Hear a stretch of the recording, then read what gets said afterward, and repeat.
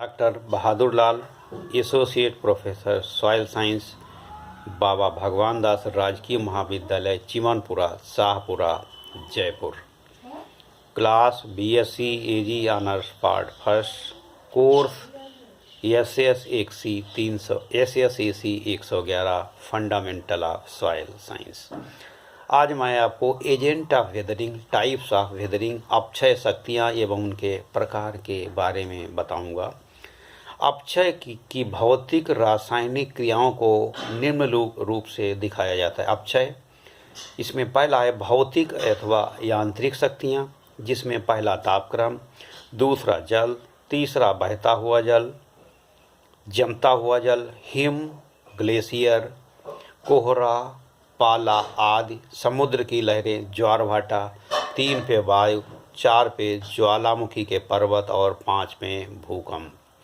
रासायनिक अपक्षय में ऑक्सीकरण, अवकरण, जलयोजन, जल अपघटन, निर्जलीकरण, कार्बोनेटीकरण, विलयन तथा निक्षेपण होते हैं।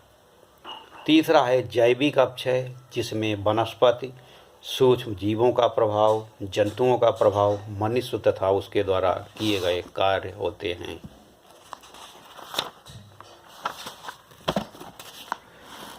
तो सबसे पहले मैं बताऊंगा भौतिक अथवा यांत्रिक शक्तियाँ, फिजिकल या मैकेनिकल फोर्स जो चट्टानों का अपक्षय करते हैं। तो इसमें पहला है तापक्रम।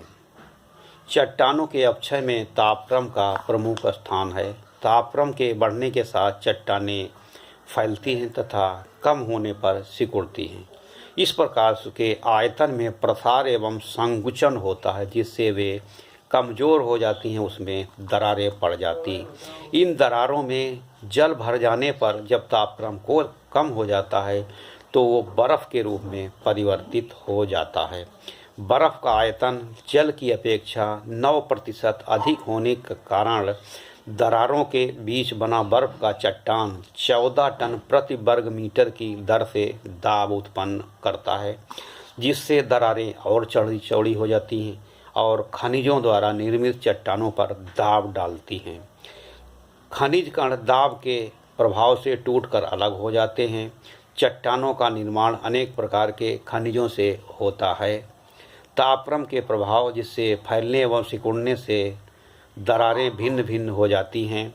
खनिजों के प्रसार गुणांक भी विभिन्न प्रकार के कारणों से असमान दबाव उत्पन्न करते हैं, जिससे वे टूटकर अलग हो जाती हैं। विभिन्न प्रकार की चट्टानों एवं उनसे निर्मित खनिज पदार्थ ऊष्मा के कुछ अलग होते हैं। यही कारण है कि तापक्रम का प्रभाव उन पर सरलता एवं शीघ्रता से नहीं होता। चट्टान का वह भाग जो तापक्रम के सीधे प्रभाव से होता है, उसका आयतन बढ़ता है अर्थात उसके प्रसार में अधिक, एवं दूसरे भाग में तापक्रम का प्रभाव कम पड़ता होता है। यही कारण है चट्टानों के बाहरी और भीतर के भागों में प्रसार एवं संकुचन में काफ़ी अंतर पाया जाता है।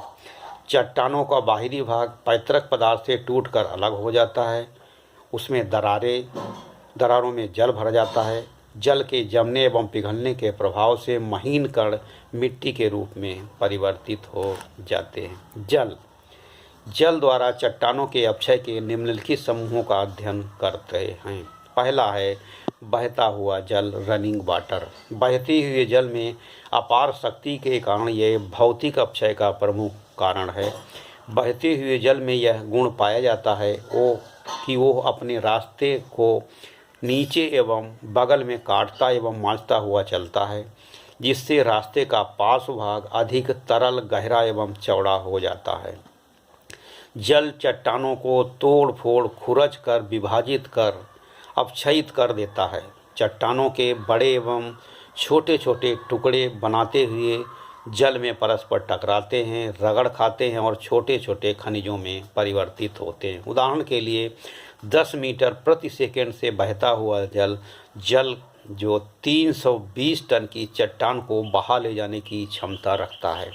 इसी प्रकार 15 सेंटीमीटर पर सेकंड से बहता हुआ जल की धारा चट्टानों एवं खनिजों के बारीक कणों को ले जाने की क्षमता रखती है। मृदा कणों का अपेक्षित घनत्व भी उनके परितः उपस्थित जल परत के कारण कम हो जाता है, जिससे जल के साथ वो बहने लगते हैं। मृदा कणों का औसत घनत्व 2.65 होता है, जबकि उनके परितः 0.01 मिलीमीटर मोटी जल की परत के कारण ये आच्छादित 0.001 मिलीमीटर के आकार के कणों का अपेक्षित घनत्व घटकर 0.002 ही रह जाता है। कणों के अपेक्षित घनत्व में कमी के कारण जल में निलंबित होकर बहने लगते हैं। जल की गति कम होने के कारण बड़े एवं छोटे कण पेंदियों में बैठने लगते हैं, परंतु उनकी निरंतर गति के कारण रगड़ खाकर बारीक एवं चूर्णित हो जाते हैं। जल द्वारा अपघटन उनकी मात्रा एवं गति द्वारा भी प्रभावित होती है।